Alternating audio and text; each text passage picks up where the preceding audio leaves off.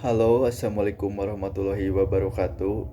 Saya Irfan Fauji dari Universitas Islam Negeri Sunan Gunung Jati Bandung, jurusan Ilmu Hukum semester 5B. Ingin sedikit menjelaskan tentang hukum keluarga menurut BW dan Undang-Undang Perkawinan Nomor 1 Tahun 1974.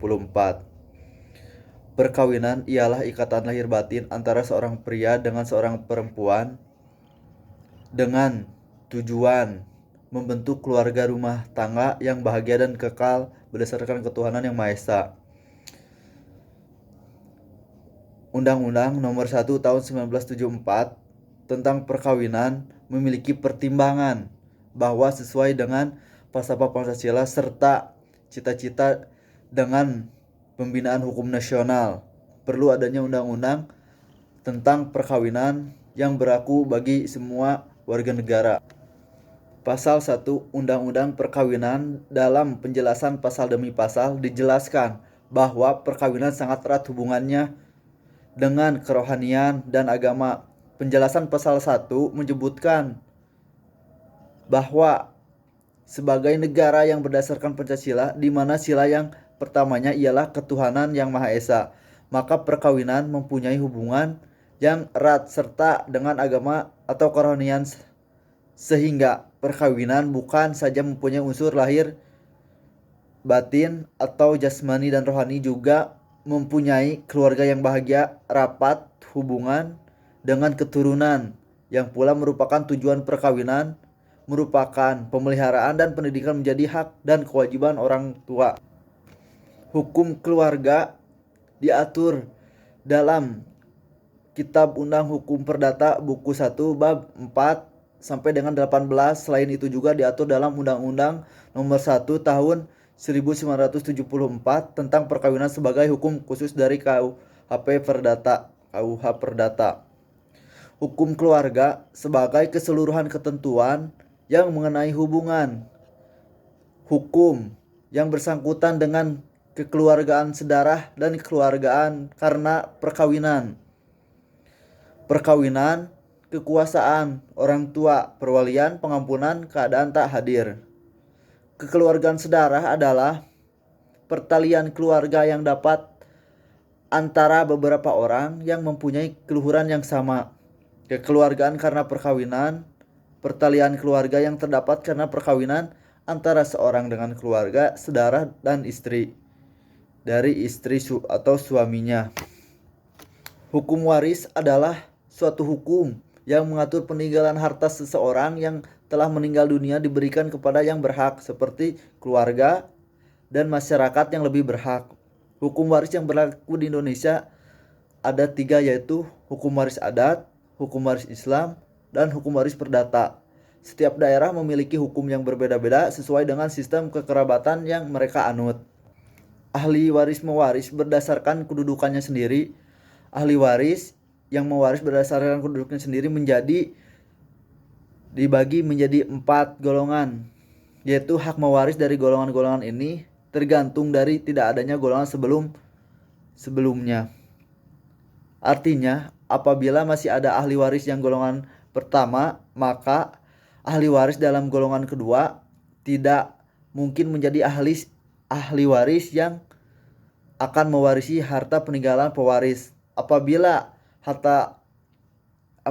ahli waris dalam golongan pertama tidak ada, maka ahli waris dalam golongan kedua tampil sebagai ahli waris yang menutup ahli waris dalam golongan ketiga. Tapi selanjutnya, apabila ahli waris dalam golongan kedua tidak ada, maka ahli waris dalam golongan keempat dapat mewarisi bersama-sama dengan ahli waris dalam golongan ketiga, karena mereka mewarisi dalam cabangnya sendiri-sendiri. Akan tetapi apabila pewaris tidak memiliki sanak keluarga, sedarah, bahkan sampai derajat ke-6 untuk dijadikan sebagai ahli waris, maka harta peninggalan menjadi milik negara. Dalam keadaan ini, negara akan memperhitungkan segala utang piutang yang ditinggalkan sesuai harta peninggalan. Golongan ahli waris dibagi menjadi 4 golongan, yaitu golongan pertama, golongan kedua, golongan ketiga, Dan golongan keempat, ahli waris golongan pertama atau golongan 1, suami atau istri yang hidup terlama dan anak-anak beserta anak-anaknya.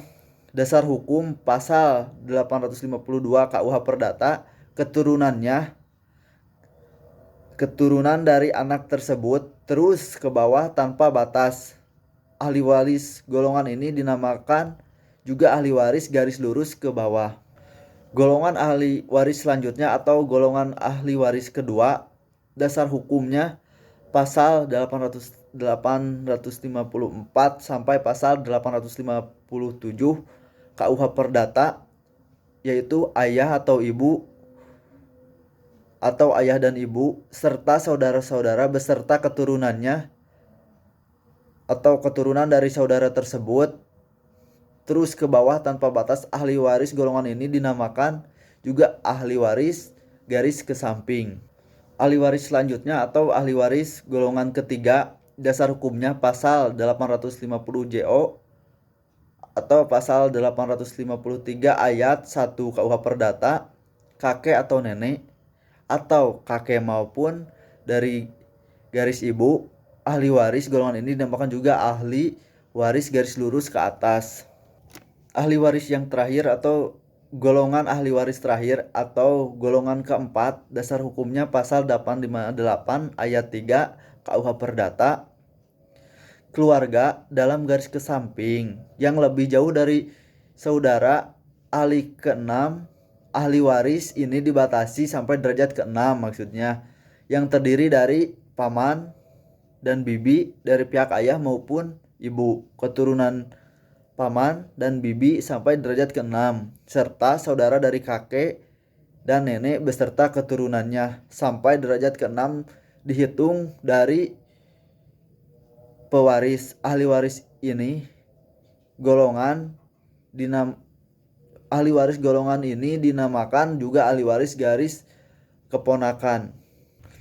Jadi golongan ahli waris itu ada 4, yaitu golongan 1, golongan 2, golongan 3, dan golongan 4. Demikian penjelasan yang saya dapat sampaikan. Kurang lebihnya mohon maaf. Wassalamualaikum warahmatullahi wabarakatuh.